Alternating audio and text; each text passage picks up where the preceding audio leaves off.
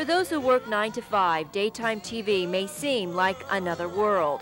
But as the world turns, it doesn't take a guiding light to see that every day, millions upon millions of devoted fans tune in to watch their favorite soap opera. In the 60s, it was As the World Turns. In the 70s, The Days of Our Lives. In the 80s, General Hospital. And leading into the 90s, it's The Young and the Restless. On a soundstage at Television City in Hollywood, you are seeing how it's all done. Now what do? I forget. Then you cross to the bed. Here, actress Jess Walton, who plays the conniving Jill Abbott, rehearses a scene she's about to tape. All right, here we go. With speed. Very quiet, please. The Young and the Restless, or Y&R to its fans, is in its 17th year, holding down the top spot for the last 2. The stars of the show attribute part of its success to camaraderie. While 2 people might be arch rivals on set, off screen, it's a different story. When actress Jean Cooper goes over lines with Jess Walton, the 2 are at each other's throats. Their characters have been enemies for years, ever since Jill, who used to be the maid, stole Catherine's first husband. Did you really expect to seduce someone in this? This is called a negligee, Catherine. This was constructed for women who have something to show. You mean flaunt, right? One can only flaunt what one has, can't they? But in reality, they're the best of friends. Why, you can't do anything without one ear? I'm helpless. Shut up, Jane! Since the start of the show, Jean Cooper's played the wealthy grande dame of Genoa City, and it doesn't appear she's giving it up. Would I be willing to relinquish Catherine to somebody else? And the answer is a blatant no, I would not. They would have to kill her first. It's by far a group of happy campers. Not only do the soap magazines say so, the actors do too.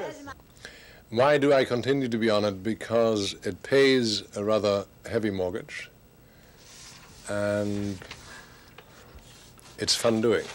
All the way around, it's just a very supportive, comfortable, fun atmosphere to work in. I don't even call it work. It's like, it's a playground. And after 10 years on All My Children, Peter Bergman is glad he switched. The one tough thing is Jack talks too much, and I have too many lines to learn every day. But I like it a lot better.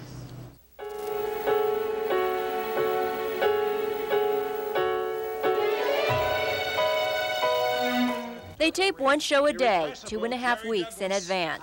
This is the New Year's Eve episode.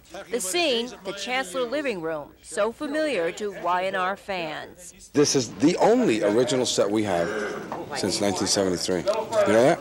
The actors walk through the script with Randy Robbins, a process that starts at 7 in the morning. Actually, why don't you wait till she gets to the arch? They then rehearse and tape all day until each scene is completed. Later, it's all edited together for the full 1-hour show. Everybody just works together and spends a lot of time together, and it's a pretty well-oiled machine. Robbins, a San Diego native, directs this well-oiled machine from the control booth. And here, you suddenly realize there's no room for ad-libbing. I need to make a long-distance call. Yes, but I'm afraid all the circuits are busy, Mr. Carlton. What's his line? Oh, what do you mean? I can't even make a phone call? This is really important. Well, you didn't say the right I'll line. let you know when I can get... Now, that's what goes on during rehearsal. But when they tape the scene for real... Let's see. What do you have there? 5-2. 5-2, okay, that's good. Renee and Trish help keep the actors on track. Some people use the cards and we write all their dialogue, but others use they don't. So we just put a few cue lines so that we know what's coming next. And for a 90-page script, that's an awful lot of cue cards. In the overall picture, though, it's Ed Scott's job to see that the entire production itself runs smoothly. On a grand scale, he's also the soap's troubleshooter. I've surrounded myself with the best people I can possibly get. I have the best lighting guys, audio, cameras, and we're just a machine. And we put this thing out, and we do a hell of a job. But the one man the cast and crew praise as the mighty master is the creator and head writer of Y&R, William J. Bell. You get so inside the characters. They're my extended family. I know them as well as, they're as close to me as my own family, and there are certain things that they would do or not do. His wife, Lee Phillip Bell, is co-creator. Bill just loves the characters. He loves them if they're good, and he loves them if they're bad. And it's a great challenge to him to come up with a new story all the time.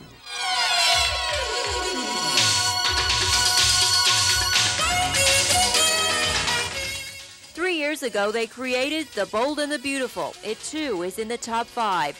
A creative team cleaning up with the soaps.